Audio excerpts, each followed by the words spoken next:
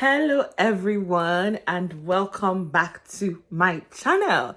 If you're seeing my face for the very first time, hi, welcome. My name is Adora and you're watching Life with Adabeke. Don't forget to like this video, comment, share, subscribe, all that good stuff.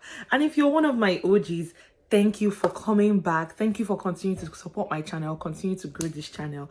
You guys, I'm really trying to grow my channel, so please stay till the end, continue to watch my videos, continue to comment. That's how I know that folks are watching this video and it's not bots. Like press the like button, just show me some love, okay? Share my video with somebody, and if you've not subscribed, subscribe to this channel, because I really tried my best to, give you knowledge field, fun field, personality field, content in my channel. And you don't want to miss the things that I have for you. But a little update on my life. So you guys, I finally found an apartment. You all know I'm moving. If you don't, you should have watched my match day video. I'm going to be moving soon. Graduation is coming up soon in like 10 days. And so I'm moving.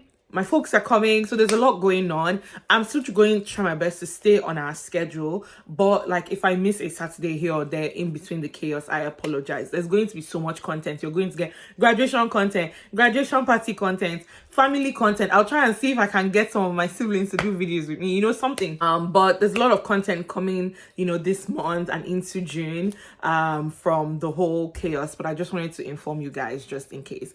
But let's get into the meat of today's video. Today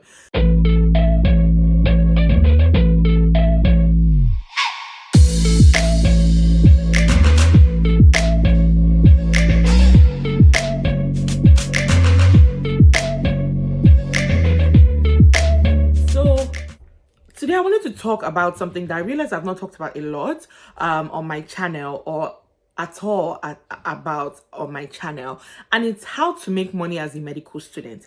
So as a medical student, it can be very hard. Like some schools may have a rule, but most schools don't actually have any rule that says you cannot work as a medical student.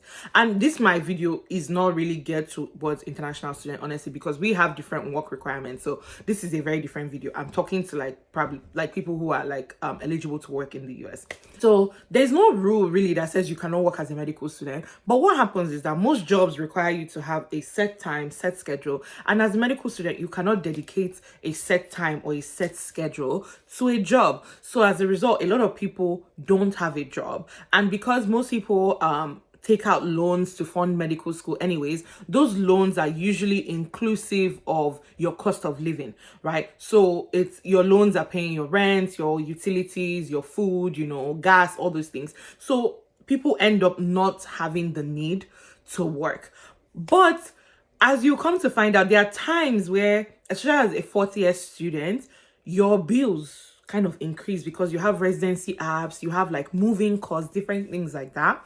And you also have maybe free time to be able to dedicate to something, right? So as I was thinking about it, I was like, oh, let me do a video and talk about certain jobs that medical students may actually be able to do that's, one, flexible, and you're able to control your own time and can provide, you're not going to be a billionaire based on this, but you may be able to make some money that you'll be able to use, and pay some things here and there, put into something here and there, you understand? And maybe not take out not take out more loans if you don't have to.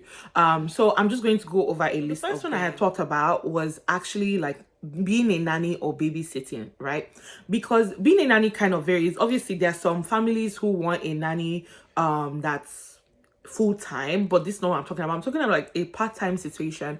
Maybe you're able to be a nanny in the evenings or being a nanny on the weekends. And the beauty of being a nanny is that a lot of the times, kids sleep, they relax, they have downtime, and so you can also use that downtime to study as well.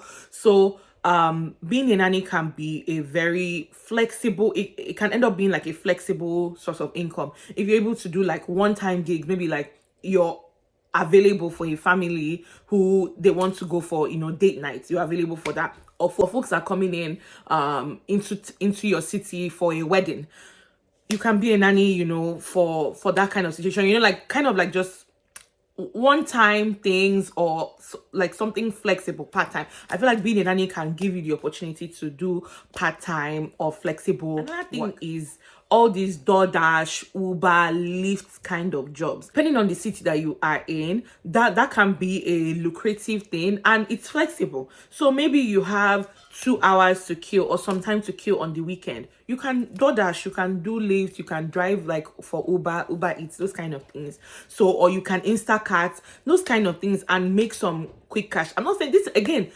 Nobody's saying that you're going to be a billionaire from this, so but this can be like small money that you can get and be able to put, maybe put it towards utilities, so you don't have to take out more loans for utilities, or you might put it towards your feeding or something like that. You know that one is covered.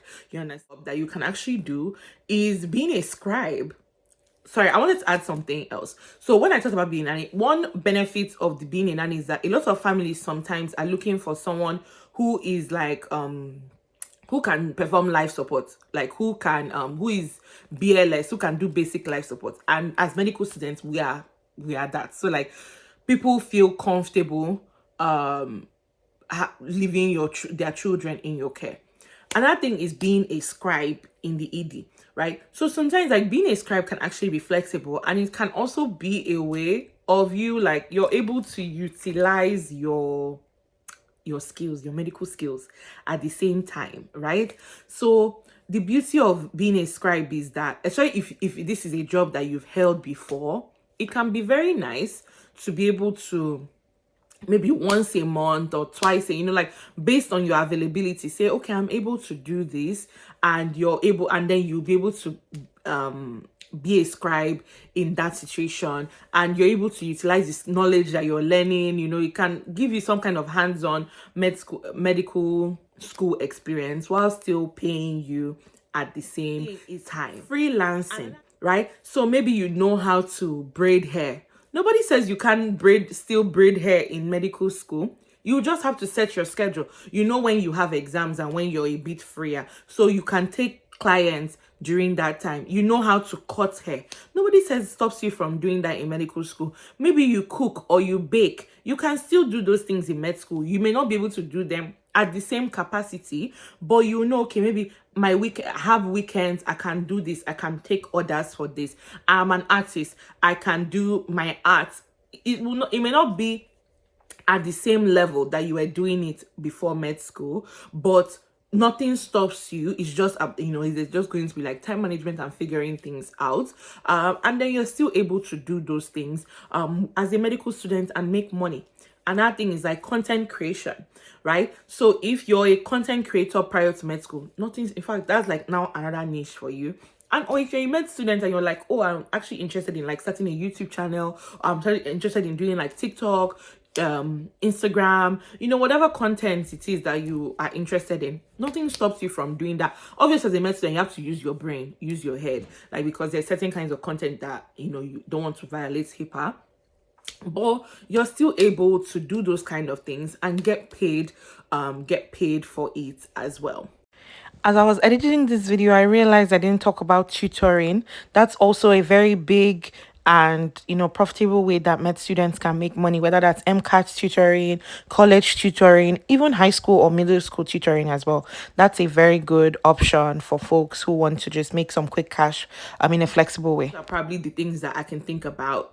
Most other things, the beauty of these jobs that I mentioned, nannying, freelancing, working in the ED as a scribe, doing DoorDash, is that you set your schedule, and that's really what you're looking for when you're looking for work as a medical student. Again, you don't have to work as a medical student. You do not, because when you take out your loans, you're taking out a cost of living loan, not just tuition loan. So those loans are paying for your rent, your utilities, your gas, your anything. But if you just want like a little extra money here and there, like nothing stops you from doing any of these things that I mentioned. And again, this video is not really geared to us international students, because there are things that we cannot do. Okay, so I hope this video was helpful for you all. I hope you enjoyed it. Tell me if you want to see more things like this, or if there's content that you feel like that my channel can provide that you want to see more of. I'm always willing to do something for you all. I know some people still wanted to hear the dating in medicine part 2. Something is going to be coming up soon, so I did not forget about that. But thank you guys so much for continuing to watch my channel. I hope you watch till the end, and I will see you all in my next one. Don't forget to like, comment, share, and subscribe to my channel. Goodbye. I'll see you all next time. Mwah.